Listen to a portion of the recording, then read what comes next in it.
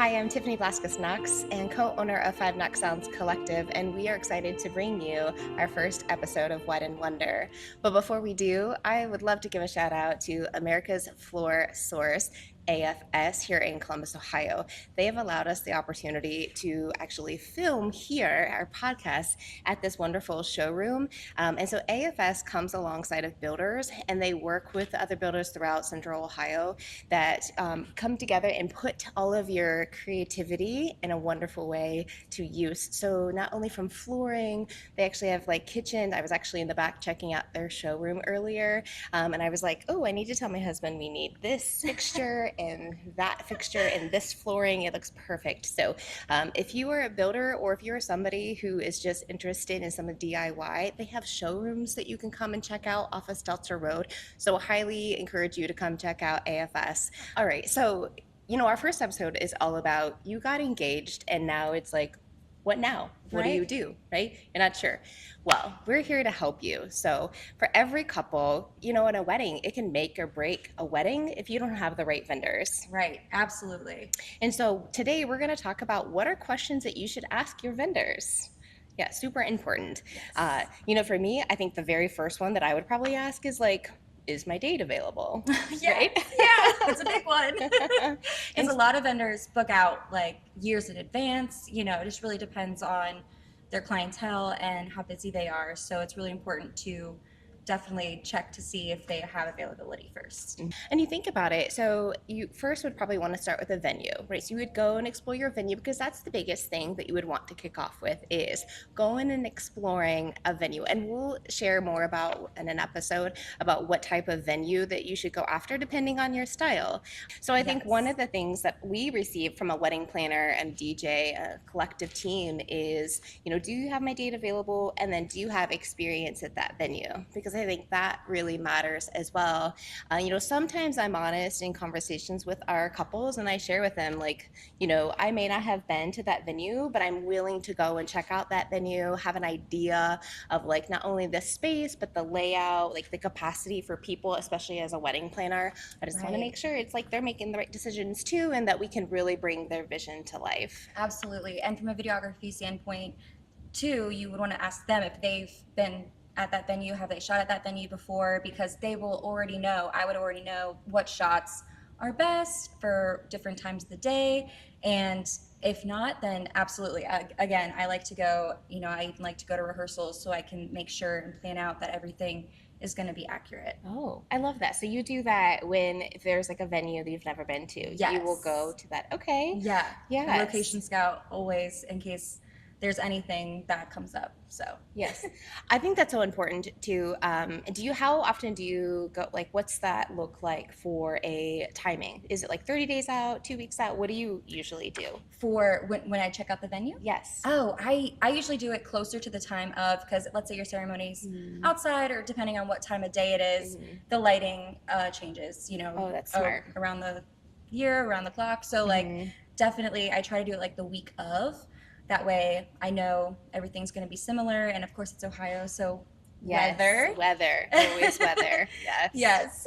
Gotta plan for that, plan some backup shots and backup locations, and make sure that I have gear and stuff set for that as well in case that happens. Yeah, I didn't think about that, but you're right. When you think about the space and of course weather, and I think that's a common question, especially in living in Ohio, right? That everybody's going to ask. I think that's so true, but something about the lighting, that's so important. And as a wedding planner and coordinator, that's one of the things too that a lot of times my couples will ask me, like, oh, Tiffany, like when's the best time to do like sunset photos or, and I'm like, oh, that's a great question, because sometimes, right, the space matters too, from like where the sun is setting, and you want to get the right footage and photo as well, right, of the sunset, golden hour. Golden hour for sure. Yes. So some questions that I may get are around what examples do you have, examples of your work, or where can I check out your reviews? So I know one of the things for us is we really like to customize our packages for our customer, and so it's not always like a cookie cutter, like one fits all. We understand that planning a wedding and trying to hire entertainment can be very expensive, or just planning a wedding in general, right? Yeah, of course. And so sometimes we really like to work with our couples and help them understand like there's some best options. People will also ask us like, do you have reviews, or where can I check out your work? And so our website is up for people to check out our work, our videos and photos, and then also our Google reviews. So I think that's always important too, which I'm sure we'll cover in an episode about Google reviews and checking those out, and word of mouth, I think. Yeah, super important. Some other questions maybe too would be from like a DJ perspective of like, what is your style like, and always selecting a DJ, you know, because not everybody is a one-off fit all, if you will. And what I mean by that is my husband, you can go to 5knocksounds.com and check us out, and you would see a lot of videos of like my husband on the dance floor. He likes to engage, and he's a huge MC as well. So he's going to be your hype man. He's going to be on the dance floor, but not every DJ is like that. Right. There are some DJs that do such a wonderful job behind, you know, mixing and like song matching, and so lyric matching, and they've got what they need to do on their end, and they're having fun as well, but it just looks different. And so it matters the type of style of DJ that you're going for.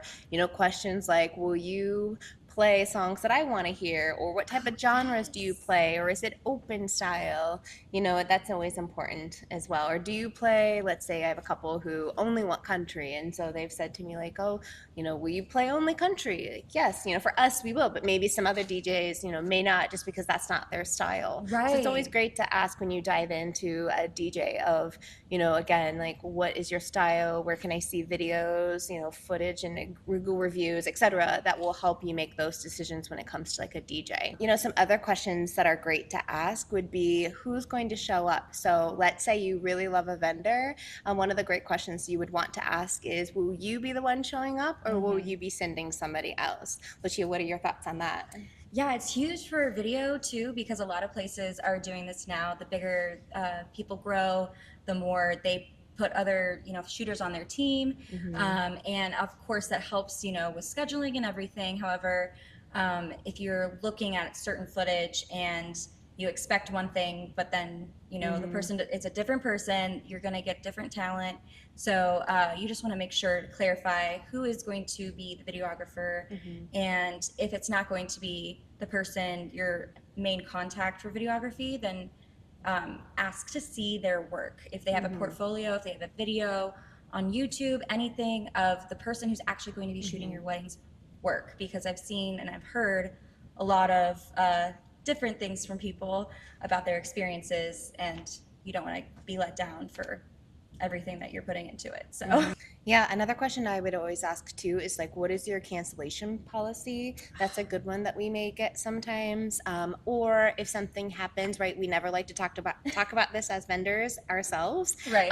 But sometimes, you know, what happens if there's something that occurs. Right. And so for us, I know at Five Knox Sounds Collective, we always say that's the great beauty in having a team, is that we have other DJs. Now, we don't like to say it out loud, as we don't like to jinx ourselves, as we've never had that happen in 7 years, but in case something did, we do have a team of DJs that could cover in the event something did. You know, I will say one of the great things too, living and working in Columbus, Ohio, is that there are so many wonderful, talented individuals and businesses that you come across and get to know. And so that's one of the things too, is like, hey, if I'm, again, not happen, but let's say something did, it's great that I can rely on other people if my team like couldn't. Right. Which is always nice living in Columbus. You can say like, oh, I have a great group of individuals. It's always good for referrals too. So keep that in mind too, as you're working with either a wedding planner, or I have, from a coordination perspective, people will always say like, I'm still looking for a live artist or a baker or whoever. So it's always good to ask the, you know, just the vendors that you're hiring. Hey, do you happen to have referrals for maybe this or that? Because we do. We are all connected in some way, shape, or form. Yep. Well, I'm Tiffany with Five Knox Sounds Collective. I'm Lucia with Lucia Media. And we are excited to continue to bring to you more episodes about Wed and Wonder. And we hope that you subscribe to our YouTube channel at Five Knox Sounds Collective. We'll see you soon.